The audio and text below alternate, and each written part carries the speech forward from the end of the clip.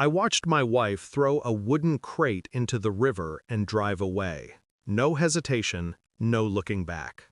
The night was cold, the kind that freezes the truth before it reaches your lips. The headlights carved through the fog as she vanished down the dirt road. I waited because part of me wanted it to be nothing, a dream, a misunderstanding. Then I heard it, a faint sound, a cry. My pulse stopped. I ran toward the edge, shoes sinking into the mud. The crate bobbed in the current, half submerged, caught between stones. My hands trembled as I dragged it out, splinters cutting into my palms. "Please," I whispered, "please be empty." It wasn't. When I pried the lid open, something inside me died before I saw what was inside. My lungs locked, my throat burned, and I knew whatever I was about to see would never leave me. The next morning, she acted as though nothing had happened. Coffee, toast, a kiss on my cheek. Routine had never felt so violent. I couldn't speak. I just watched her hands, steady, clean, unshaken. She didn't know I'd followed her, didn't know what I'd found. The crate had held a bundle of soaked blankets, a rattle, and the faint scent of baby powder. No baby, just traces, and the memory of a sound that didn't belong in a river. For days I replayed her expression, how calm she'd been, like she'd buried her conscience somewhere deep, somewhere unreachable. At night she slept beside me, peaceful, breathing evenly, and I'd stare at her back, wondering how many faces she'd worn before this one. Then came the message, a blocked number, 3 words, "You weren't supposed to see." The text shattered the thin layer of denial I'd been clinging to. It wasn't madness, it wasn't imagination, it was intent. I moved quietly, phone records, deleted messages, late-night drives she thought I never noticed.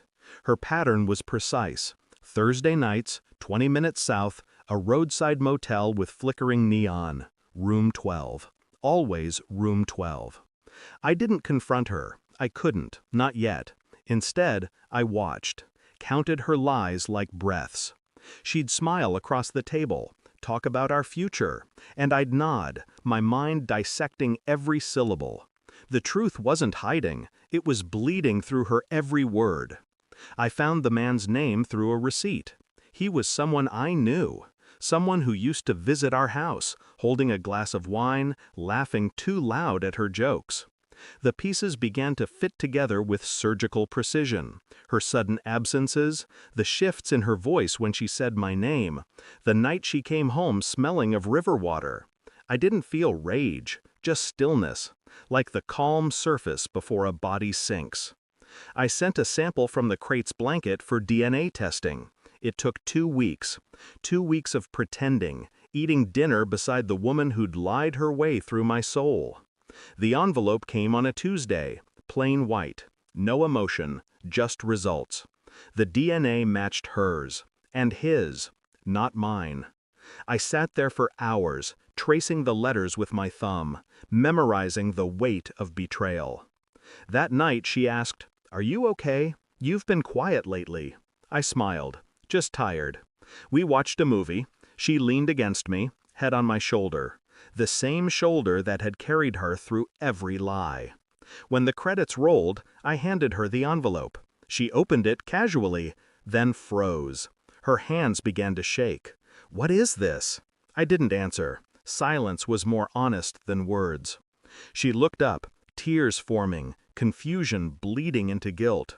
"You went through my things?" "No," I said. "I went through the truth." She begged, not for forgiveness, just for control. "I had no choice," she whispered. "You don't understand." "I understand perfectly," I replied. "You threw it into a river." Her face drained of color. She stumbled back, searching for something to hold on to.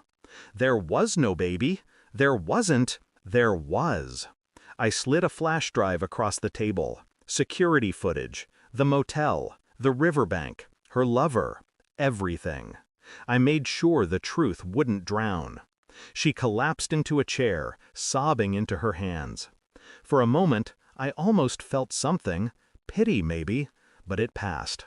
I stood, collected the envelope, and left her there with her own echoes. The lies could stay behind. The river's current was calmer that night.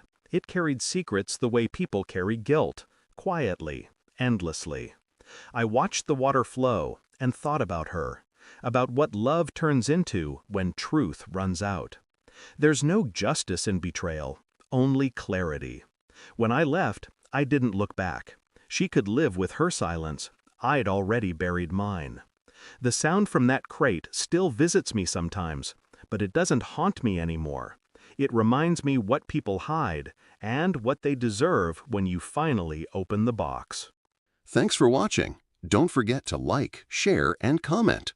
Subscribe now to Cheating Stories Insight World for more amazing stories.